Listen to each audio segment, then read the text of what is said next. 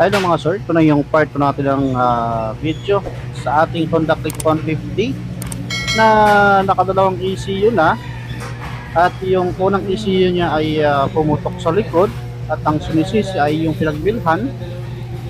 Kaya ngayon ay bumili ulit tayo ng bagong ECU.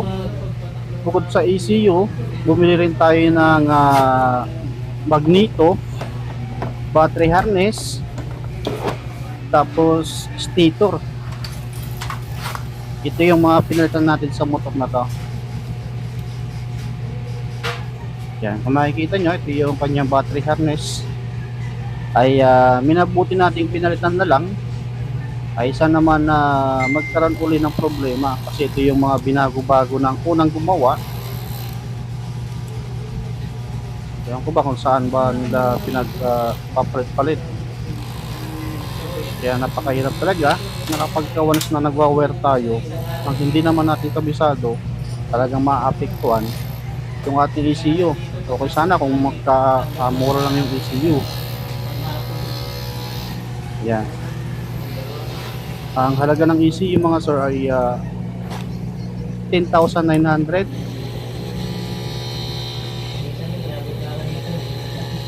Okay, yan. Ito yung bago nating ECU.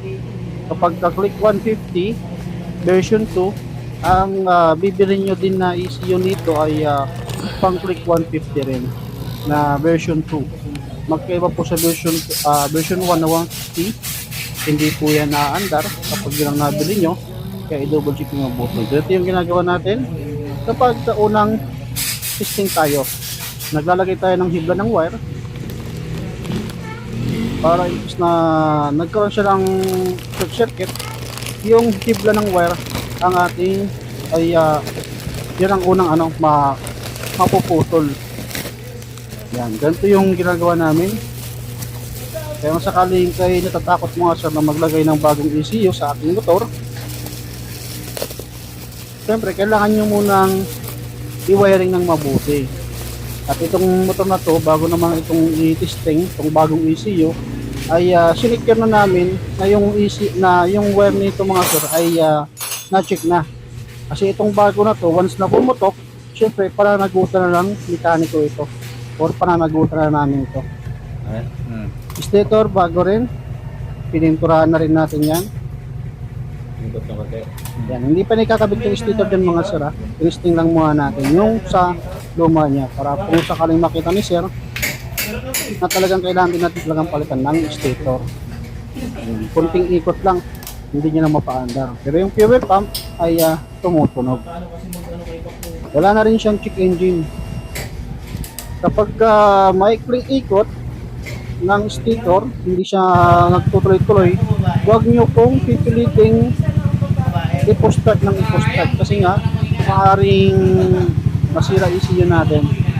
Kapag ganito ay stator ang problema. Ayan, kaya bumili rin tayo ng stator. Napakamahal lang stator nito mga sir. Stator pa lang nito mga sir, nagkakalaga na siya ng 4,460. Yan, syempre dahil 150 ito, mas makapal kasi ang magnetic wire ng click 150, kaya mas mahal ito compare sa 125. Kasi ito ay gumagamit ng idling stop. Tanggalan natin magdito. Ito yung kanyang lumang stator, ay pinalitan din natin. Totally mga sir, napakalaki ang gastos dito mga sir. Bukod sa una at sa amin ay talagang napagastos. Sa pisa pa lang mga sir, magkaroon ng ECU, magkaroon ng stator, halos umabot na siya ng 16 stator saka ECU pa lang. Wala pa yung battery harness, wala pa yung magneto, saka yung mga ibang ginamit natin, wala pa, at vapor. Ganyan po ang katindi mga sir ng magagastos ninyo. Yun yung bago natin stator mga sir, pang click 150 rin. Yan, mas makapal kasi ang magnetic wire nito mga sir. 160 mas makapal. Okay, nagkabit na. Lagyan nyo ng grasa mga sir yung sigunyal natin. Saka nagpabili rin tayo ng nut nito. Kasi iba-iba na kasi yung nut nito. Ito yung nut ng pan.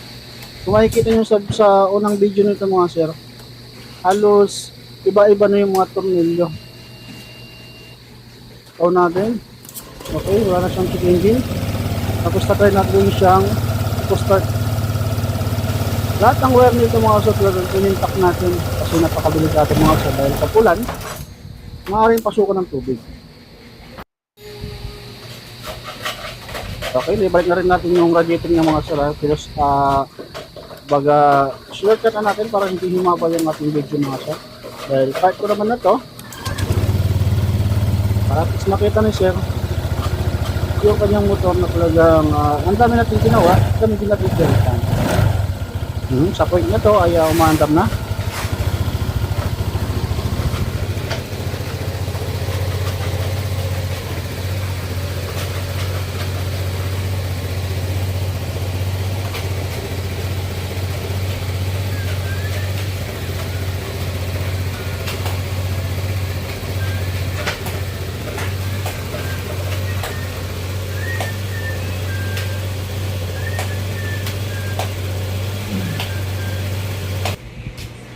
Okay, dahil umaandam na siya mga sir, ay ibinalik na natin yung kanyang mga bearings.